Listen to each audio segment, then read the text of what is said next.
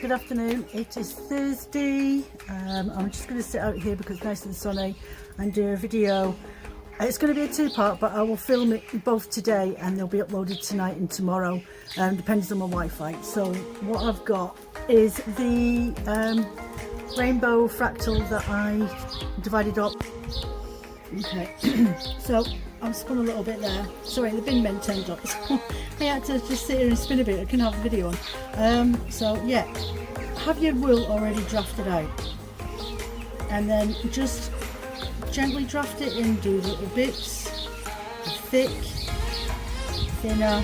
I think this is a great way for people that are new to spinning, just to get the drafting sorted out when they're first starting on their wheel, especially with a new wheel, because you find that a lot of people are just starting out, their wheel's not perfectly thin and you can't get a DK weight out of it, and just doing it really, really gently, just treadling away, minding your own, and just getting a feel for the actual tension of your wheel and feeling what it's like to spin with. So when you get your thick, you always end up spinning thick and thin anyway. So once you've done that, just join on your next piece and then start over again. So I'm just adding in some locks as I go. See, big thick bits there, and you can just draft, just gently. Don't put any effort into it, just take your time. And then as you get a bit more confident with it, then you'll be able to do your thinner sections. So I'm just going to add a lock here.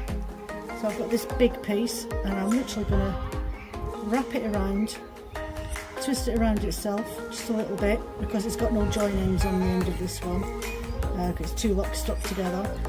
And I'm just going to pull my wool and let that catch up on that yarn to lock it into place, and then just draft it out, and at the same time use my fingers just to hold onto that lock while I go, and then I pull it off again, and then I spin that on there, and that locks that lock literally into place. Now don't worry if you've got sections that are knotting up because it's got too much tension in it, that will all come out when you do your ply and you add in your beads and stuff like that, which you can add in your beads at this section, but I wanted to do it as a two-part video so you can see how my next process goes. So I'm just going to do one giant section there and just give it a couple of twists and marks, and then down again, and all the colours in there. It's actually looking nicer like this than it was with the ply that I did the other day. So I'll just keep going. Another big bit there, that might turn into a shell or a coil later on, and then just gently feed it through. You see how I'm doing that? Just loosely my fingers, just pinching with my thumb and my forefinger, and just gently doing a bit there. So I'm going to stop this bit and re-go, and then you'll see this in fast forward while I do the rest of the sections. Like that. Go through, a bit thinner. I'll stick another lock on there, I think. We'll go for this fluffy piece and just twist that around at the ends there, and then rip off the section, start my wheel again, and just let the wool catch onto the yarn, and then gently draft out thinner pieces so that lock can spin around that, and then lock that into place again. And that's it. That's really all there is to it. It's not a hard challenge. As I say, if you remember, go back to the days you lot that have been doing it for years, when you first started it was thick and thin yarn that you were doing, so now you're actually doing it on purpose. And when you've been spinning wool for a long time, some people tend to forget like how to just relax the hands and do it, and spin and draft at the same time, and just be a bit more freer with the spin. Some people just, the mind just won't accept any other way of doing it, and it's just about relaxing really at the end of the day. So have fun and enjoy it, and I'll catch you in a bit.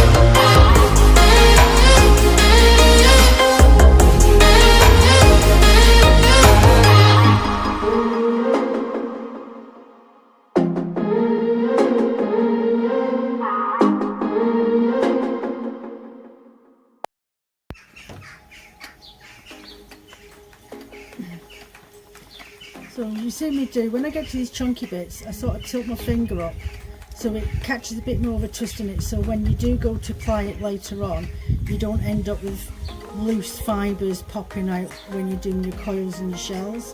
So like that bit there, so I'll do a massive piece, there you go, that bit there, and you just tilt your finger up. There you go, there's another one. Just so you can get a little bit more twist in it than you would do if it was, say, that. See, so it's not a proper twist in there. I'll just add another section on there. So that's just what I do. I mean, there's probably other people out there that have a different way of doing that, or if you just put a bit more tension on your flyer. But I think messing about with the tension too much while I'm trying to just relax and enjoy what I'm doing can be a bit of a tedious moment. So easier for me just to create the tension myself and using my finger, just tilting so the energy goes in, and just tilting up until I get that section there. I'm going to stick another lock on. Try and adding in contrasting coloured locks to different colours. Don't matter if they clash, it's only a bit of fun. So I'm just going to pull that off and link that in there, but I want that bit of fibre to just pop out there, a little dangly bit. There you go. So you will feel like your wheel is getting a little bit too much fibre now, but I can get 100 grams of art fibre on my jumbo flyer, so I'm not going to worry about it too much at the moment. And even when I apply it, I don't seem to have a problem. Depends on whether I'm using charms and stuff. If they're big charms that I'm adding to it, I'm going to be putting buttons on these, so I'll show you in a bit what I'll be doing, and then later on in the second part of this video I'll show you how I go about sorting them out so that I can actually spin them onto my fibre. Small pieces, there's loads of bits of sari silk popping out on that there now. So what we've got next, a bit of red, and again just keep going and just use the palm of your hand, pinch your thumbs just gently, and then when you see a clumpy bit, just try and add just a little bit of energy, more twist into that, so you'll end up with a neater yarn at the end of it. There you go. Just energy into that one, just so it holds its shape afterwards. You don't end up with loads of strands, clumps of fluff sticking out and looking like they're not actually spun at all. So I'm just going to get my next couple of locks sorted out. Grab another piece of fibre. Hold on a minute, where are we at? Yellow, green.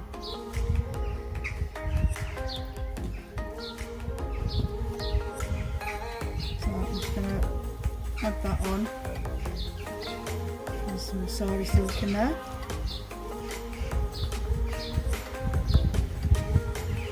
Get some more locks.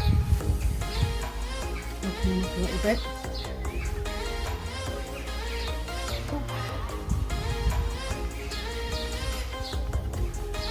going to let that go with the flow because it didn't want to let go of my hand then. So I'm going to loosen that off, attach that and lock it into place. And then we've got another section. See, my bobbin now, because it's getting so full, doesn't always want to pull in the yarns, and it'll just keep twisting. So sometimes I just literally just tighten up my tension just a tiny smidgen, but not too much. I like it really loose. What am I going to use next? Add some greens in that. Ooh. Okay, they all want to come with me. I'll just stick them on my leg for a second. Next one, I think back to red again. I'm down to my last 3 little bits now. So just squidge these on. Spin that off.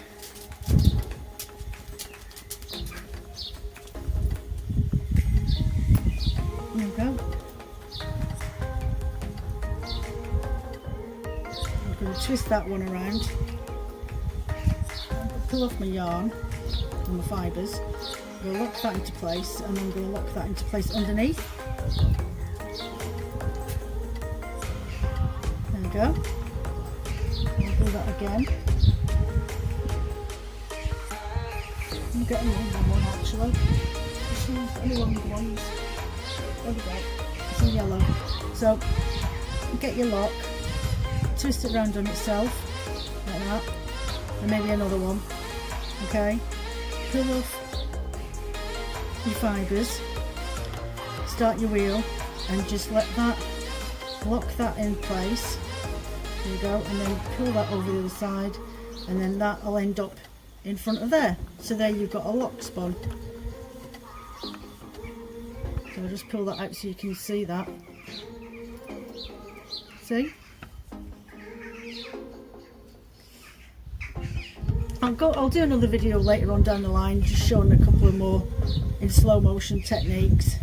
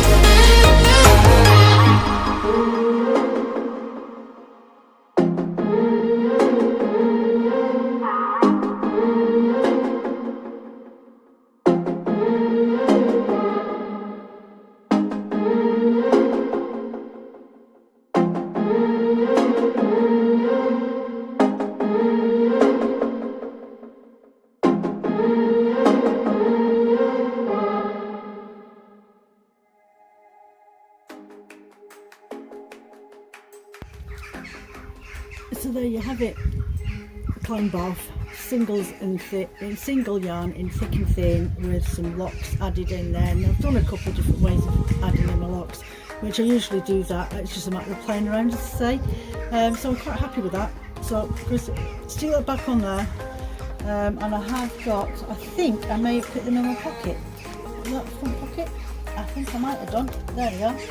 So I thought, well, clowns have buttons on their dungarees, so I have these wooden buttons, these little prints on the front of them, so I'm going to thread them through later on. And I have got a pack of glass beads. One sec, just take it out my hand. Oh. And they have, can you see, like these black specklings on them. So yeah, I'll be threading them up and I'll be putting them onto the just some sewing thread, and I'll plug them on later on, and that'll be in second part of the video. So I hope you found this video useful. I have done some, oh, my phone keeps falling down.